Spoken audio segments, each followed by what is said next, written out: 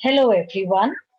Today I will be discussing communication skills from the new book that has been uploaded for you. So, we have already discussed all these topics in different videos from the other book that we had for general employability skills. तो आज हम communication skills को discuss कर लेते हैं. तो सबसे पहले what is communication? Information by signs and signals, speaking, writing, or using some other medium and means is called communication. So you might be communicating through WhatsApp, through Google Meet, through Zoom meetings. You might be communicating through SMS, through email, through phone calls, or directly with a person. So all these information that you use some medium to communicate with is called communication. So let us look at what the objectives are. When we talk about effective communication, we are talking about sending, receiving, and understanding the message or information, development of interpersonal skills, and to express effectively with maximum efficiency.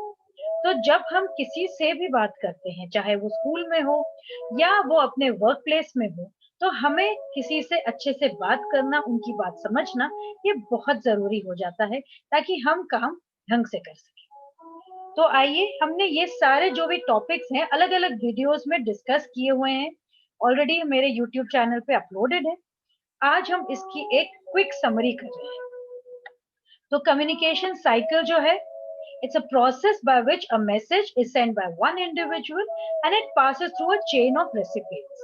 The timings and effectiveness of the communication cycle is based on how long it takes for feedback to be received by the initial sender.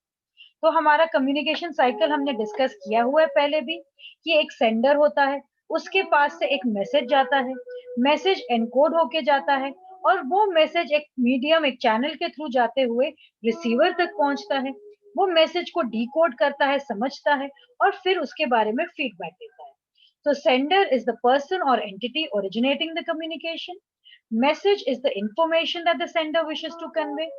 Encoding is how the sender chooses to bring the message into a form appropriate for sending. Channel is the means by which the message is sent.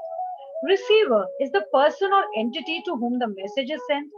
Decoding, how the receiver interprets and understands the message. And feedback, the receiver's response to the message. तो उसके बाद हम discuss कर रहे हैं एक activity. ये हम स्कूल में होते तो आराम से कर पाते, आप लोग घर में भी ट्राई कर सकते हैं.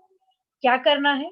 घर में जो भी लोग हैं, सभी एक शीट ऑफ पेपर ले लीजिए और कोई भी एक दूसरे को देखेगा नहीं, कोई भी पूछेगा नहीं, कुछ नहीं करेगा और एक आप में से इंस्ट्रक्शंस देगा. तो पेपर लीजिए, फोल्ड द पेपर. ये नहीं बताना कैसे पेपर को फोल्ड करना है. फोल्ड कीजिए, एक कोना फाड़िए, ये भी नहीं बताना कौन सा कोना, ऊपर का हो सकता है, राइट का, लेफ्ट का, बॉटम का, लेफ्ट राइट कुछ भी हो सकता है, और एक छोटा सा छेद बनाना है कागज में. ये भी नहीं बताना कहाँ और कितना बड़ा. तो ये अगर आप घर पे करेंगे तो आपको पता चलेगा कि आफ्टर मेनी इनकम्प्लीट इंस्ट्रक्शंस आप पेपर जब खोलेंगे तो सबके पेपर अलग होंगे. सो कंक्लूजन क्या है? यहाँ पे clear, precise and complete instructions अगर होंगे तभी टू वे कम्युनिकेशन फायदेमंद होगा.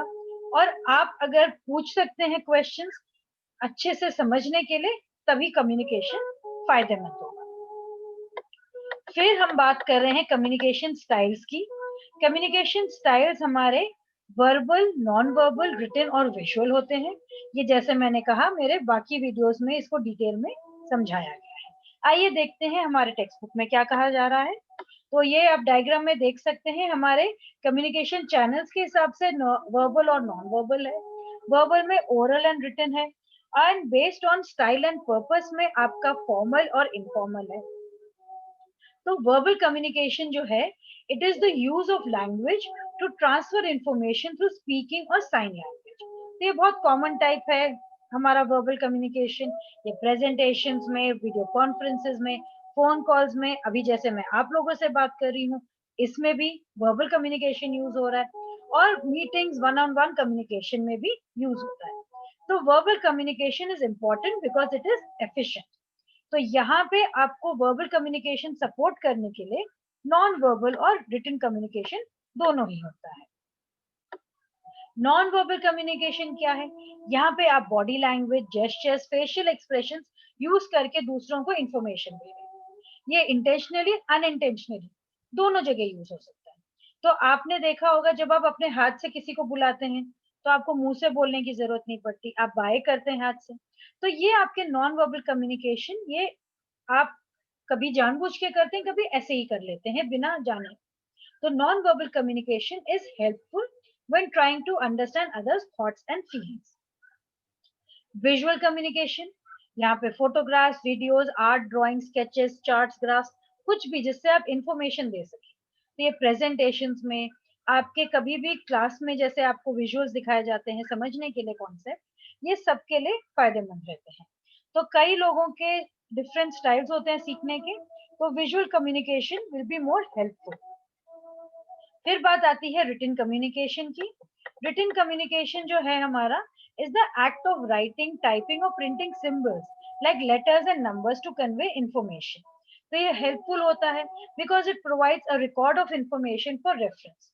तो writing is commonly used to share information through books, pamphlets, blogs, letters, memos. ये बहुत अलग अलग तरीकों से आप लिख के भेज सकते हैं इंफॉर्मेशन। तो ईमेल्स और चैट्स भी होता है ऐसे। और आपके रिटन कम्युनिकेशन जो होते हैं, ये डेली ऑपरेशंस आपके ऑर्गेनाइजेशन को, इसको अच्छे से चला सकते हैं। तो आपका अगर कुछ लिखा होता है तो उस पे आप भरोसा कर सकते हैं, और ये सबके लिए यूज भी हो जाता है, और बार बार आपको बताना नहीं पड़ता। तो एडवांटेजेस इसके बहुत रहते हैं और डिसएडवांटेजेस भी रहते हैं। एडवांटेजेस क्या है? ये एक परमानेंट रिकॉर्ड है, आप अच्छे से इसको प्रेजेंट कर सकते हैं, इसको चेक भी कर सकते हैं, इजीली ये सर्कुलेट हो सकता है, सबके पास पहुंच सकता है। स्टैटिस्टिकल डेटा, आपको कुछ भी अगर इंटरप्रेट करना हो तो भी फायदेमंद रहता है, और अगर अच्छे से लिखा होता है तो लोगों को आप लोगों पे आपका अच्छा असर भी पड़ता है, तो गुडविल भी क्रिएट होता है। डिसएडवांटेजेस है, ये टाइम कंज्यूमिंग है, इसको सोच समझ के बनाना पड़ता है टाइमलाइन के हिसाब से। एक बार ही लिख दिया तो इसको बदल नहीं सकते हैं, तो ये लिखने के बाद तो ये पक्की बात हो जाती है, और कोई पूछना चाहे तो पूछ नहीं सकता, आपने कुछ लिखा हो कोई और कुछ समझ सकता है। और अगर आपको लिखना है तो इसको बहुत अच्छे से लिखने की आप में कुशलता होनी चाहिए, और कई बार ही कोई उसका गलत मतलब भी निकाल सकता है, तो इसको सरल भाषा में लिखना पड़ता है। अब हम बात कर रहे हैं verbal and non verbal communication की। यहाँ पे फिर से एक एक्टिविटी है, आपको यहाँ पे एक जोक कहने को कहा जा रहा है, और जोक आपको कैसे कहना है? दीवार को फेस करके। तो कोई आपको देख नहीं सक रहा कि आप क्या बोल रहे हैं, आप कैसे बोल रहे हैं, आप बस बोल रहे हैं। तो जो जोक है फिर से उसको ही आप सबकी तरफ मुंह करके अगर आप बोले, और उसको अच्छे से जेस्चर्स के साथ करें, बॉडी लैंग्वेज के साथ, तो दोनों में ही अलग हो जाता है आपके जोक का असर। तो इससे हमें वर्बल नॉन वर्बल के बारे में पता लगता है। बॉडी लैंग्वेज जो है वो हमारा एक नॉन वर्बल कम्युनिकेशन है, जहाँ पे फिजिकल बिहेवियर यूज किया जा रहा है as oppose to addition to words. तो बॉडी लैंग्वेज में आपके चेहरे के हाव भाव, फेशियल एक्सप्रेशन, पोस्चर, आप कैसे खड़े हैं, कैसे बैठे हैं, जेस्चर्स, आपके हाथ कैसे हिल रहे हैं, टच, आप क्या छूते हुए बात कर रहे हैं, स्पेस का कैसे यूज कर रहे हैं आप, और आई मूवमेंट। तो बॉडी लैंग्वेज को काइनेसिक्स भी कहा जाता है। The dos and don'ts of non verbal messages and body language. Dos क्या होते हैं, क्या करना चाहिए? आई कांटेक्ट, आई कांटेक्ट से नजरों से नजरें मिलाना, किसी को घूरना नहीं। एक हैंडशेक फर्म होना है, पर कोरोना के टाइम में नमस्ते ही सही है आपके लिए। फेशियल एक्सप्रेशन पे ध्यान देना है, ये नहीं कि रोंदू सा चेहरा बना के बैठ गए, किसी को पसंद ही नहीं आएगा आपसे बात करना। Be natural with your gestures. ये जो न्यूज चैनल में आपको ज्यादा उभर उभर के हाथ पैर हिलाते हुए नजर आते, वैसे नहीं, बी नॉर्मल एंड नेचुरल। एक रिसेप्टिव पोस्चर भी मेंटेन करना है, अपने मिसमैच मैसेजेस नहीं भेजने हैं, तो शक्ल से कुछ और मुंह से कुछ और ऐसे नहीं होना है। अपने एक्शंस को भी आप ध्यान रखेंगे, ये नहीं हो कि आप डिफेंसिव नजर आए अपने आप को बचाते हुए, और डिसएंगेज भी नजर नहीं आना है। तो यहाँ पे आपका, यहाँ पे डायग्राम में इन्होंने बहुत सारे जेस्चर दे रखे हैं, तो हर एक जेस्चर का मतलब अलग अलग होता है। तो आप थम्स अप दिखा सकते हैं, आप परफेक्ट के लिए बोल सकते हैं। तो फिर डोंट्स आता है हमारे इसमें बॉडी लैंग्वेज के डोंट्स क्या होते हैं। तो जब हम हाथ रब करते हैं, दोनों हाथों को मलते हैं, तो एक इम्पोर्टेंट मीटिंग के टाइम ऐसे कर रहे हैं तो वो सही नहीं लगता है। जब किसी से हम बात कर रहे हैं तो बिल्कुल पीछे होके बैठना वो भी सही नहीं लगता है। ऐसे लगता है कि आप अपने आप में बहुत अपने आप को समझते हैं और दूसरे वाले को आप भाव नहीं दे रहे हैं। आप बात करते टाइम या अपने हाथों को मोड़ के बैठ जाएं, या किसी के साथ आई कांटेक्ट नहीं बनाए, या बहुत आई कांटेक्ट बनाए आप घूरने लग जाएं, आप फिजिट करते जाएं, हिलते रहें, या अपने चेहरे को ज्यादा छुएं, तो ये सब आपका बॉडी लैंग्वेज अच्छा नहीं लगता है, दूसरों पे गलत असर पड़ता है, तो इसे ना करें। फिर बात आती है वर्बल कम्युनिकेशन स्किल्स की। ये टाइम बचाता है। आप मुंह से बोल रहे हैं तो फटाफट बात आगे वाले के पास पहुंच रही है, यहाँ पे कागज की जरूरत नहीं पड़ती, और आपको उसी टाइम जवाब भी मिल जाता है। उनको समझ नहीं आए वो पूछ लेंगे, तो फटाफट आपका फीडबैक भी मिल जाता है। और ये बहुत आसान तरीका है, और ये आपको फटाफट आप अपने अगर भाषा आप समझते हैं तो इसको आप जल्दी से कन्वीनियंटली यूज भी कर सकते हैं। तो ओरल कम्युनिकेशन जो है, it is the easiest way of communication as it does not require preparation of any material. तो इसके भी डिसएडवांटेजेस होते हैं। आप कुछ बोल रहे हैं और उसमें दिक्कत आ जाती है, अगर जो सामने वाला है वो कुछ और समझ जाता है। आपको अगर बहुत लंबी बातें करनी है तो ये मुश्किल हो जाता है, सामने वाला भी समझ नहीं पाता, और आप बोलते बोलते आप भी शायद भूल जाए आपको क्या कहना है। आलतू फालतू की बातें भी आ जाती हैं, क्योंकि आप किसी को कुछ कह रहे हैं, उसने कुछ और पूछ लिया, आपने कुछ और बता दिया, फिर आगे पीछे जाते गए और जो इन्फॉर्मेशन आप देना चाह रहे हैं वो आप नहीं दे पाते। और मिसअंडरस्टैंडिंग भी हो सकती है, कोई बात का गलत मतलब निकाल सकता है, और अगर आप उस टाइम कुछ कह रहे हैं, कुछ और मतलब निकल गया, तो फिर आगे कुछ और ही दिक्कतें आ सकती हैं। साथ में ये मुश्किल भी हो जाता है अगर आपको वो भाषा नहीं आती। So you will need another person to play the interpreter for you. तो ये आपको दिक्कत आती है इसमें। तो वर्बल कम्युनिकेशन सबसे बढ़िया तरीका है, और इसको अच्छी तरीके से आप अगर इस्तेमाल करें तो फटाफट रिजल्ट भी आ जाता है और फीडबैक भी आपको जल्दी मिल जाता है। अब एडवांटेजेस क्या है नॉन वर्बल कम्युनिकेशन की। जब हम बात करते हुए हाथ हिलाते हैं, चेहरे में हाव भाव लेके आते हैं, तो ये कॉम्प्लीमेंट्री हो जाता है। ये वर्बल कम्युनिकेशन का सपोर्ट बन जाता है। ये इजी प्रेजेंटेशन भी हो जाता है through visual, audio visual and silent method जो होते हैं आपके नॉन वर्बल कम्युनिकेशन के। ये नॉन वर्बल कम्युनिकेशन आपका वर्बल कम्युनिकेशन का जगह भी ले सकता है। जब शोर मच रहा हो, या कोई दूर से बात कर रहा हो, या लैंग्वेज बैरियर हो, तो आप अगर मुंह पे उंगली रखें तो चुप हो जाओ। आंखों से अगर आप इशारा करें कि वहां देखो, या फिर आप सिर हिला के हाँ बोलो या ना बोलो, तो ये भी आपका इंफॉर्मेशन पहुंचा देता है। आपका टाइम का वेस्टेज भी ये बचाता है। तो non verbal communication like sign and symbols, ये भी मैसेजेस आपके रिटन एंड ओरल मैसेजेस से जल्दी पहुंचते हैं। तो नॉन वर्बल कम्युनिकेशन में भी दिक्कत आएगी, कई बार ये समझ नहीं आता है। आपका उंगली अगर ठेंगा आप दिखा रहे हैं तो ये थम्स अप है कि आप किसी को कुछ चिढ़ा रहे हैं, नहीं पता लगेगा। कंटिन्यूअस अगर आप वर्बल कम्युनिकेशन में बोलते जा रहे हैं तो उसको आप रुक सकते हैं, पर आपके जो नॉन वर्बल कम्युनिकेशन है वो कभी नहीं रुकता है। तो आप अगर चुपचाप क्लास में भी बैठे हैं, आपकी टीचर कैसे पहचान जाती है कि आप ध्यान नहीं दे रहे हैं, या आपकी टीचर कैसे पहचान लेती है कि आपको जवाब आता है पर आपसे नहीं पूछती, किसी और से पूछती है जिसको जवाब नहीं पता। तो ये आपका नॉन वर्बल कम्युनिकेशन चलता ही रहता है हमेशा।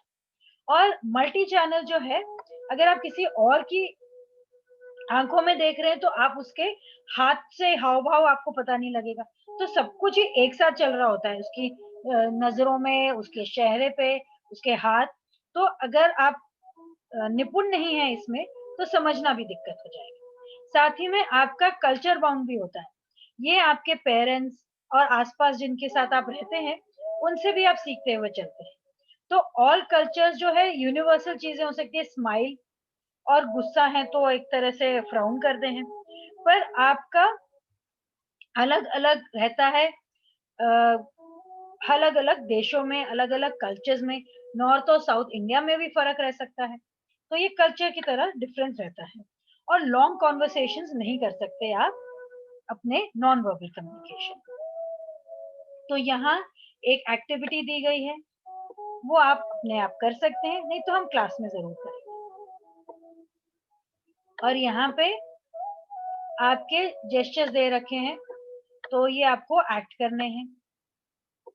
फिर बात आती है perspectives in communication. Perspective focuses on the way in which our shared meanings and practices are constituted through language and symbol, the construction of messages, and the dissemination through media, organizations, and society. बहुत लंबी बात हो गई। बस बात ये है यहाँ पे कि ये हम जब कुछ देखते हैं, कुछ समझते हैं, तो हम क्या समझ रहे हैं। आपको कुछ कहा जा रहा है, तो आप उसका क्या मतलब निकालते हैं। तो ये सब डिपेंड करता है हमें क्या सिखाया गया है, हम किससे बात कर रहे हैं। तो कम्युनिकेशन एक्सचेंज है, हम एक तरह से एक हमारा फिल्टर लगा होता है। मैंने आपको कुछ कहा ही नहीं पर आप नाराज हो जाते हैं, ऐसे होता है ना कई बार। और आपने कुछ बोला और किस और मतलब निकाल लिया गया। तो ये फिल्टर जो है, ये जरूरी नहीं है कि हम और आप एक ही चीज को एक ही ध्यान से कर रहे हैं। मैं चाहती हूँ कि मैं आपसे कहूँ कि वहां से एक गिलास पानी लेके आइए, और आपको अगर मैंने कहा एक गिलास पानी लेके आइए, आपको शायद लगे ये मुझे काम क्यों बता रही है। तो ऐसे ही सेम पर्सपेक्टिव नहीं होता है। तो विजुअल परसेप्शन रहता है कि आपको जो दिख रहा है, वो जो आप देखना चाहे वो दिख सकता है। तो यहाँ पे आपको एक फोटो दिया हुआ है, आपको यहाँ क्या नजर आ रहा है, एक छोटी लड़की या एक बूढ़ी औरत। इसको जरा गौर से देखिए और देखिए आपको क्या नजर आ रहा है।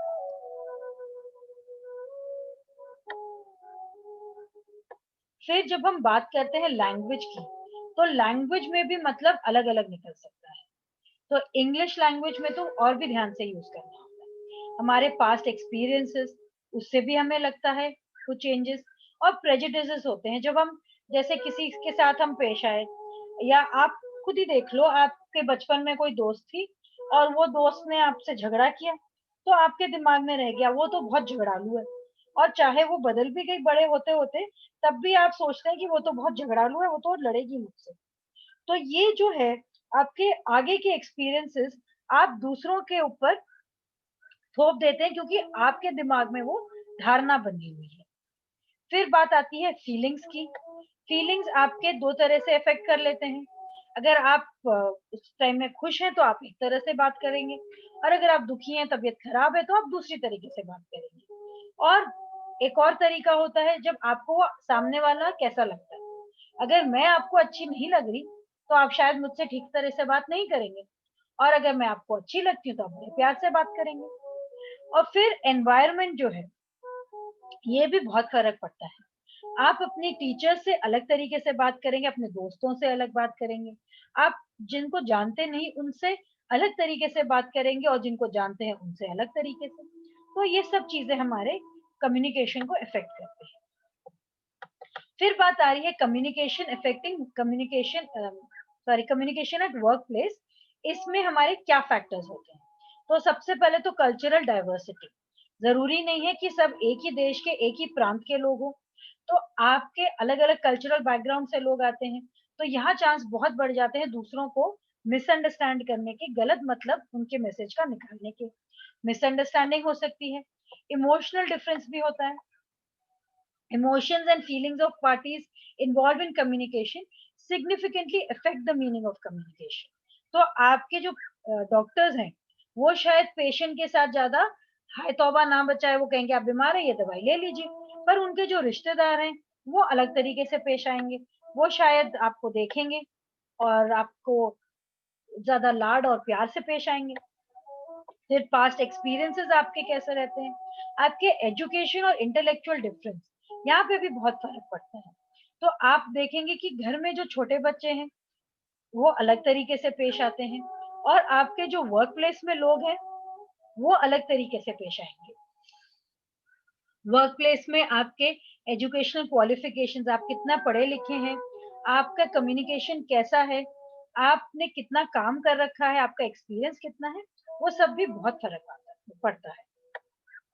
ग्रुप अफिलिएशंस भी होंगे, आप कौन से ग्रुप के साथ जुड़े हैं, और आपके हायरार्की जो रहता है, आपके ऑफिस में आप बॉस हैं कि सबऑर्डिनेट हैं, वो आपका वो भी फर्क पड़ेगा, आप कैसे कम्युनिकेट करते हैं।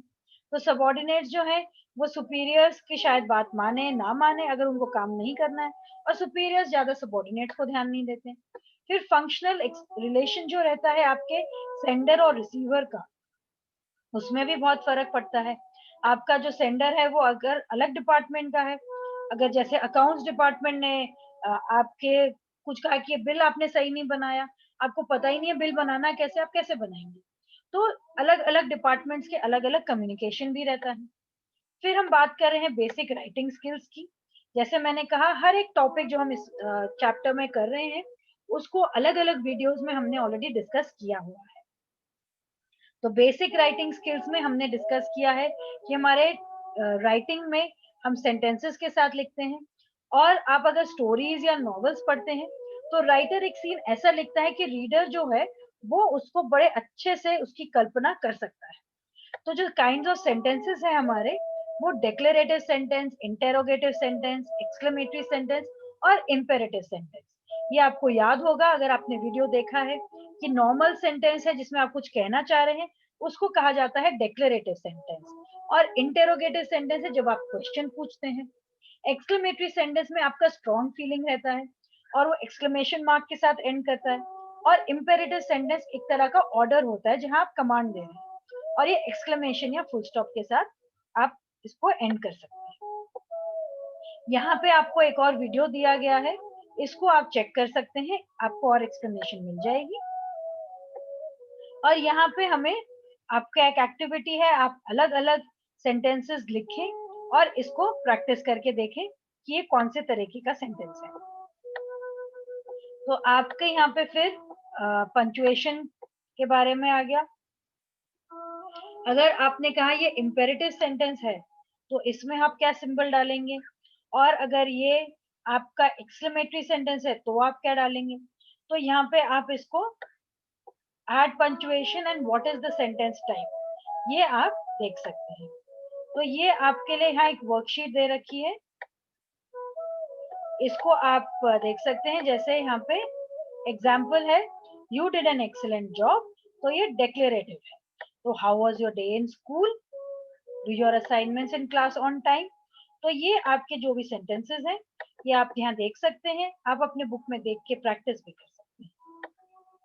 और ये आपका टॉपिक आता है सेल्फ इंट्रोडक्शन का, आप अपने आप को कैसे इंट्रोड्यूस करते हैं। तो यहाँ पे आपको एक स्ट्रक्चर दे रखा है, जैसे आप कहते हैं, good morning madam, my name is, तो आई एम, आप 13 या 14 इयर्स ओल्ड हैं, आई लिव इन, आप कहाँ रहते हैं, I am a student at, आप कौन से स्कूल के स्टूडेंट हैं, आपके घर में कितने लोग हैं, they are dash people in my family, they are, इतने आपके लोग हैं, कौन कौन है वहाँ पे, फेवरेट सब्जेक्ट क्या है, हॉबीज क्या है, और आप आगे क्या बनना चाहते हैं। तो सेल्फ इंट्रोडक्शन हो गया। आपके एक पैराग्राफ बनते हैं, सेंटेंसेस का समूह, वो भी हमने डिस्कस किया है एक और वीडियो में। और यहाँ पे आप अपने डिस्कशन कर सकते हैं पैराग्राफ की। तो पैराग्राफ जो है उसको एक बर्गर चार्ट से समझ लेते हैं। जैसे आपका बर्गर में ऊपर और नीचे बन होता है और अंदर एक पैटी होती है, तो वैसे ही आपके सपोर्टिंग सेंटेंसेस आप शुरू करेंगे एक टॉपिक के साथ, जो बीच में आप भरते हैं बर्गर में, उसमें आप 3 सपोर्टिंग डिटेल्स लिखेंगे, और नीचे वाला बन जो है वो आपका कंक्लूडिंग सेंटेंस होगा। तो बर्गर से आप याद रखिए, आपके पैराग्राफ में एक इंट्रोडक्शन, बॉडी और कंक्लूजन होगा। फिर हम बात कर रहे हैं कलरफुल स्ट्रॉज की। तो यहाँ पे एक एग्जाम्पल है, आप एक एग्जाम्पल को लीजिए और अलग अलग सेंटेंसेस उसके ऊपर बनाइए। तो हमने देखा कि एक क्लासरूम एनवायरनमेंट हो या एक वर्क प्लेस एनवायरनमेंट हो, कम्युनिकेशन बहुत जरूरी होता है, और इसको प्रैक्टिस करना हमारे लिए बहुत जरूरी है। तो आप Google, YouTube, British council library, इधर रेफरेंसेस के लिए यूज कर सकते हैं। और इसके साथ ये आपका जो कम्युनिकेशन का सेशन है वो यहीं पे खत्म होता है। हमने इसमें अलग अलग चीजें सीखी, और जैसे आप जानते हैं ये हमारा फर्स्ट मॉड्यूल है, आप जैसे जैसे अलग अलग लेवल्स पे जाएंगे, 9th 10th 11th 12th, तो कम्युनिकेशन स्किल्स के बारे में आपको और समझाया जाएगा। इसके बाद आपका सेल्फ मैनेजमेंट का यूनिट आता है, वो हम अगले वीडियो में करेंगे।